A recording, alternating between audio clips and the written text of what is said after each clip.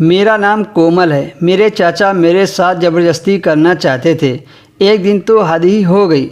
जब मैं चाचा को खाना देने उनके कमरे में गई, उस दिन मेरे चाचा ने मेरा हाथ पकड़कर अपने ऊपर खींच लिया था। वो तो चिल्लाने की वजह से मैं बच गई। मेरी चिल्लाने की आवाज़ सुनकर मेरी चाची कमरे में आ गई और मुझे अपने चाचा से छुड़ा लिया था। पर चाची ने चाचा को बहुत सुनाया था। उस दिन से मैं अलर्ट हो गई कि चाचा मेरे साथ कभी भी कुछ भी कर सकते हैं। कुछ दिनों के बाद मुझे पड़ोस के एक लड़के से प्यार हो गया था। वो लड़का मेरी ही उम्र का था। रोज़ मेरे आने तक कॉलेज के बाहर खड़ा होकर इंतज़ार करता था और शाम को मेरी छत पर आ जाता था और फिर हम दोनों खूब बातें करते थे। एक रोज़ मैं शाम को छत पर खड़ी थी। हल्का अंधेरा हो गया था और वो लड़का मेरे गले से लगने की जिद कर रहा था और मैं भी उससे मिलना चाहती थी, क्योंकि काफ़ी दिन हो गए थे हम दोनों को बात करते करते। तभी वो मेरे पास आया और मुझे पकड़ लिया और मुझे यहाँ वहाँ चूमने लगा।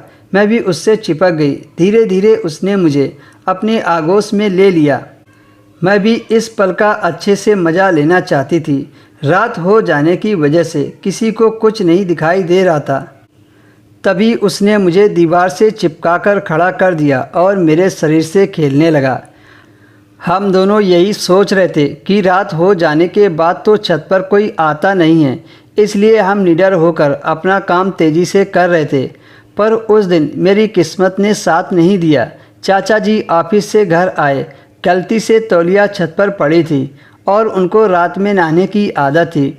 हम दोनों अपने काम में लगे थे। तभी चाचा छत पर आ गए और मुझे उस लड़के के साथ देख लिया और तेज़ आवाज़ में बोले, हरामजादी, ये लड़की तो मेरी नाक कटवा कर रहेगी। मेरे पीठ पीछे क्या गुल खिला रही है।